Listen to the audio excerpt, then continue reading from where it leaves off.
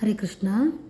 ಇಲ್ಲಿ ನೋಡಿ, ಭಗವದ್ಗೀತೆ ಶ್ಲೋಕಗಳು, ಸಂಸ್ಕೃತ ಶ್ಲೋಕಗಳು ಏನೇ ಇದ್ರೂ ಕೂಡ ಇಲ್ಲಿ ಪ್ರೇಮ ವಿಜಯ್ ಕುಮಾರ್ ಅಂತ ಒಬ್ಬರು ಮೇಡಮು ಹೇಳ್ಕೊಡ್ತಾರೆ. ಅವರು DVS ಕಾಲೇಜ್ ಸ್ಯಾನ್ಸ್ಕ್ರಿಟ್ ಲೆಕ್ಚರ್. ಅವರು ಪ್ರತಿಯೊಂದು ಮಕ್ಕಳನ್ನು ಕರೆಸ್ಬಿಟ್ಟು, ಮಕ್ಕಳು ಮೊದಲು ಸಂಸ್ಕೃತ ತುಂಬ ಮುಖ್ಯ, ಮಕ್ಕಳ ಮೆದುಳಲ್ಲಿ ತುಂಬ ಇಂಪಾರ್ಟೆಂಟ್ ಆಗಿರುವಂತಹ ಒಂದು ವಿದ್ಯೆಗೆ ಸಂಬಂಧಪಟ್ಟಿರುವಂತಹ ಹಾರ್ಮೋನ್ ರಿಲೀಸ್ ಆಗುತ್ತೆ, ಜ್ಞಾಪಕ ಶಕ್ತಿ ಜಾಸ್ತಿ ಆಗುತ್ತೆ. ಮಕ್ಕಳು ಮುಂದೆ ಈ ಕಲಿಯ ಪ್ರಭಾವದಲ್ಲಿ ಏನು ಬೇಕಾದರೂ ಆಗ್ಬೋದು. ಕಾಲೇಜಿಗೆ ಹೋಗ್ತಾ ಹೋಗ್ತಾ ಯಾವ ಥರ ಮಕ್ಕಳು ಬಿಹೇವಿಯರ್ ಗೊತ್ತಾಗೋದಿಲ್ಲ. ಅದಕ್ಕೋಸ್ಕರ ನಾವು ಮಕ್ಕಳಿಗೆ ಈಗಿಂದಲೇ ಸಂಸ್ಕೃತವನ್ನು ಹೇಳ್ಕೊಡ್ತಾ ಹೋದರೆ ಮಕ್ಕಳದ್ದು ಮೈಂಡ್ ಫಾರ್ಮ್ ಇರುತ್ತೆ, ಮತ್ತು ಅವ್ರು ನಾವು ಹೇಳಿದಕ್ಕೆ ಕೇಳ್ತಾರೆ, ಅವ್ರಿಗೆ ಅರ್ಥ ಆಗುತ್ತೆ. ನಾವು ಎಷ್ಟು ಕಷ್ಟಪಟ್ಟು ಬೆಳೆಸಿದ್ದೀವಿ ಅಂತ ಅವ್ರಿಗೆ ಅರ್ಥ ಆಗುತ್ತೆ. ಎಲ್ಲ ಟೈಮಲ್ಲೂ ಅವರು ಒಂದು ಸ್ಪೋರ್ಟಿವ್ ಆಗಿ ತೊಗೊಂಡು ಜೀವನದಲ್ಲಿ ಚೆನ್ನಾಗೇ ಮುಂದೆ ಬರ್ತಾರೆ. ಜೀವನದಲ್ಲಿ ಏನೇ ಬಂದರೂ ಫೇಸ್ ಮಾಡುವಂಥ ಒಂದು ಮನಸ್ಥಿತಿ ಬರುತ್ತೆ. ಅದಕ್ಕೋಸ್ಕರ ನಾನು ಹೇಳೋದು ಎಲ್ಲರಿಗೂ ಏನಪ್ಪ ಅಂತ ಅಂದರೆ, ದಯವಿಟ್ಟು ಮಕ್ಕಳಿಗೆ ಇವಾಗ ಆದಷ್ಟು ಭಗವದ್ಗೀತೆ ಆ ಶ್ಲೋಕಗಳನ್ನು ಕಲಿಸ್ಕೊಡಿ. ಭಗವದ್ಗೀತೆ ಅಂತಲ್ಲ, ಯಾವುದೇ ಸಂಸ್ಕೃತ ಶ್ಲೋಕಗಳಿರ್ಬೋದು ಅವ್ರು ಹೇಳ್ಕೊಡ್ತಾರೆ. ನೆನ್ನೆ ನಾನು ನನ್ನ ಮಕ್ಕಳಿಗೆ ಇಬ್ಬರಿಗೂ ಜಾಯಿನ್ ಮಾಡಿದೆ. ಇದಕ್ಕಿಂತ ಮುಂಚೆನೂ ಶ್ಲೋಕ ಕ್ಲಾಸಿಗೆ ಹೋಗ್ತಾಯಿದ್ರು. ಮಧ್ಯೆ ಒಂದು 2 months 3 months ಗ್ಯಾಪ್ ಆಯಿತು. ಅದನ್ನು ಭರತನಾಟ್ಯ ಎಲ್ಲ ಮಾಡೋದಕ್ಕಾಗ್ತಾ ಇರಲಿಲ್ಲ. ಮಕ್ಕಳು ಡ್ಯಾನ್ಸ್ ಕ್ಲಾಸು, ಫುಟ್ಬಾಲ್, ಥ್ರೋಬಾಲ್ ಇದು ಕಳಿಸ್ತಾ ಇದ್ದೆ, ಆಗ್ತಾ ಇರಲಿಲ್ಲ. ಈಗ ಅವೆರಡು ಅದು ಟೈಮ್ ಇದು ಚೆನ್ನಾಗಿ ಅಡ್ಜಸ್ಟ್ ಆಗಿದೆ. ಬರೀ ಸಂಡೇ ಸ್ಯಾಟರ್ಡೆ ಇವೆರಡರಲ್ಲಿ ಒಂದು ದಿನ ಮಾತ್ರ ಮಾಡ್ತಾರೆ. ವರ್ಷಕ್ಕೆ 15 ಶ್ಲೋಕವನ್ನು ಕಲಿಸಲೇಬೇಕಾಗಿರುತ್ತೆ. ಇದಕ್ಕೆಲ್ಲ ಫಂಕ್ಷನ್ಸ್ ಇರುತ್ತೆ, ಕಾಂಪಿಟೇಷನ್ ಇರುತ್ತೆ, ಚೆನ್ನಾಗಿರುತ್ತೆ. ಇದು ಎಲ್ಲಪ್ಪ ಪ್ಲೇಸ್ ಅಂತ ಅಂದರೆ, ಗಣಪತಿ ದೇವಸ್ಥಾನ ಪಕ್ಕ ಒಂದು ಪಾರ್ಕ್ ಇದೆಯಲ್ಲ, ಆ ಪಾರ್ಕಲ್ಲಿ ಇಷ್ಟು ಜನ ಮಕ್ಕಳು ಆಲ್ರೆಡಿ ಜಾಯಿನ್ ಆಗಿಬಿಟ್ಟು ಇವರು ಆಲ್ರೆಡಿ ಒಂದು 5 ಶ್ಲೋಕಗಳು ಕಲ್ತಿದ್ದಾರೆ. ಈಗ ಬರೋ 27 ಥರ್ಸ್ಡೇಗೆ ಇದೇ ಪಾರ್ಕಲ್ಲಿ ಫಂಕ್ಷನ್ ಇರುತ್ತೆ. ಆ ಫಂಕ್ಷನಲ್ಲಿ ಯಾವ ಮಕ್ಕಳು 5 ಶ್ಲೋಕಗಳನ್ನು 15ನೇ ಅಧ್ಯಾಯದ 5 ಶ್ಲೋಕಗಳನ್ನು ಯಾರು ಚೆನ್ನಾಗಿ ಹೇಳ್ತಾರೆ ಅವರಿಗೆ ಪ್ರೈಸ್ ಕೊಟ್ಬಿಟ್ಟು ಕಳಿಸ್ತಾರೆ. ಪ್ರೈಸ್ ಕೊಟ್ಟು ಅವರಿಗೆ ಕಂಗ್ರ್ಯಾಟ್ಸ್ ಹೇಳಿ, ಗುಡ್ ಹೇಳಿ, ಅವ್ರ ಬಗ್ಗೆ ಮಕ್ಕಳಿಗೆ ಒಂದು ಮೋಟಿವೇಟ್ ಮಾಡ್ತಾರೆ. ಮಕ್ಕಳಿಗೆ ಮೋಟಿವೇಶನ್ ಇದ್ದಂಗೆ ಅವರಿಗೆ ಓದಿನಲ್ಲಿ ಆಸಕ್ತಿ ಕೂಡ ಬರುತ್ತೆ. ಇಷ್ಟು ಜನ ಮಕ್ಕಳು ಕೂಡ ತುಂಬ ಜನ ಸಂಸ್ಕೃತ ಕಲ್ತಿದ್ದಾರೆ. ಹತ್ರನೂ ಇದೆ. ಇಲ್ಲೇ ಯಾರೇ ರವೀಂದ್ರನಗರ ಸುತ್ತಮುತ್ತ ಏರಿಯಾದಲ್ಲಿದ್ದೀರಾ, ಬನ್ನಿ. ಎಲ್ಲೋ ಟೈಮ್ ವೇಸ್ಟ್ ಮಾಡ್ತೀರಾ.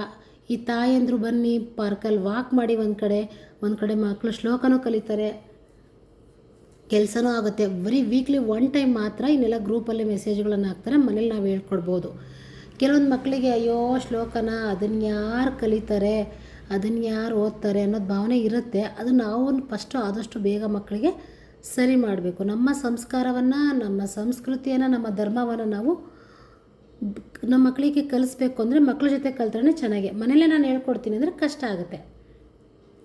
ಅವರು ಒಂದು 200 ರೂಪೀಸ್ ಕಟ್ಸ್ಕೊತಾರೆ. ಫೀಸ್ ಬಗ್ಗೆ ಹೇಳಬೇಕು ಅಂದರೆ 200 ಇಯರ್ಲಿ ಒಂದು ಸರ್ತಿ 200 ರೂಪೀಸ್ ಕಟ್ಸ್ಕೊತಾರೆ. ಅದರಲ್ಲಿ ಆ ಫಂಕ್ಷನ್ನು ಫ್ರೀ ಇರುತ್ತೆ, ಎಲ್ಲದೂ ಫ್ರೀ ಇರುತ್ತೆ. ಯಾವುದೇ ರೀತಿಯ ಮತ್ತೆ ದುಡ್ಡು ಇಸ್ಕೊಳ್ಳೋದಿಲ್ಲ. ಫೀಸ್ ಅಷ್ಟು.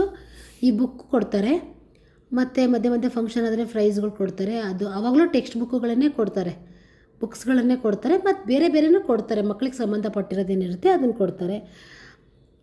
ಬರೀ 2 ಅವರ್ ಅಷ್ಟೇ. ಈ ಬರೀ 200 ರೂಪೀಸ್ ಅಷ್ಟೇ. ಇಯರ್ಲಿ ಒಂದು ಸರ್ತಿ 200 ರೂಪೀಸ್ ಕಟ್ಟಿದರೆ ಮುಗೀತು. ನಿಮ್ಮ ಮಕ್ಕಳಿಗೆ ಅವರು ಸಂಸ್ಕಾರವನ್ನು ಹೇಳ್ಕೊಡ್ತಾರೆ. ಯಾರಿಗಿಷ್ಟ ಇದೆ ಬನ್ನಿ.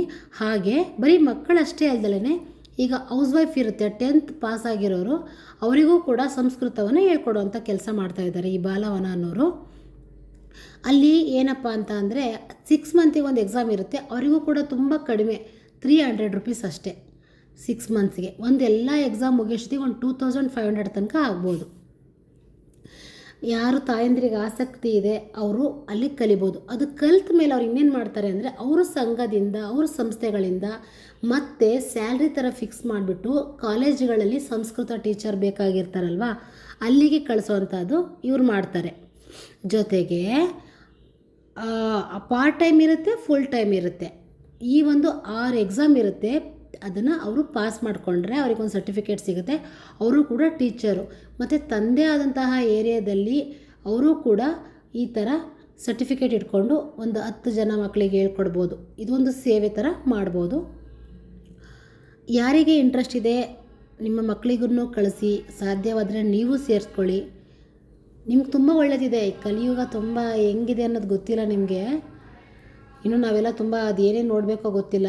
ದಿನ ಸಾವುಗಳು ನೋವುಗಳು ನಡೀತಾ ಇದೆ, ಅದು ಜಗಳಗಳು ನಡೀತಾ ಇದೆ, ಕೊಲೆಗಳು ನಡೀತಾ ಇದೆ. ಇನ್ನೂ ಯಾವ ಥರ ಆಗುತ್ತೋ ಗೊತ್ತಿಲ್ಲ. ಅಂಥದ್ರ ಮಧ್ಯೆ ನಮ್ಮ ಮಕ್ಕಳನ್ನ ಒಂದು ಸಂಸ್ಕಾರವಂತರನ್ನಾಗಿ ಮಾಡಿ, ಎಲ್ಲೂ ಕಮಲದಂಗೆ ಕೆಸರಲ್ಲಿದ್ದರೂ ತಾವರೆ ಹೆಂಗೆ ಅರಳಿರುತ್ತಲ್ವ, ಆ ರೀತಿ ಇಂತಹ ಕೆಸರಿನಂತಹ ಸಮಾಜದಲ್ಲಿದ್ದರೂ ಕೂಡ ನಮ್ಮ ಮಕ್ಕಳನ್ನು ನಾವು ಕಮಲದಂತೆ ಬೆಳೆಸಬೇಕು ಅಂತ ಅಂದರೆ ಆದಷ್ಟು ಮನೆಯಲ್ಲಿರುವಂತಹ ಶಿಕ್ಷಣ ತುಂಬ ಮುಖ್ಯ ಆಗಿರುತ್ತೆ. ಹಾಗೆ ಆಸಕ್ತಿ ಇದ್ದರೆ ದಯವಿಟ್ಟು ನಾನು ಅವ್ರ ನಂಬರ್ ಕೊಡ್ತೀನಿ, ನಂಬರ್ ಬೇಕು ಅಂತ ಮೆಸೇಜ್ ಹಾಕಿ ನೀವು ಅವ್ರ ಜೊತೆಗೆ ಮಾತಾಡ್ಬೋದು. ಧನ್ಯವಾದಗಳು. ಹರೇ ಕೃಷ್ಣ. ಶ್ರೀ ಕೃಷ್ಣಾರ್ಪಣಮಸ್ತು. ರಾಧೆ ರಾಧೆ.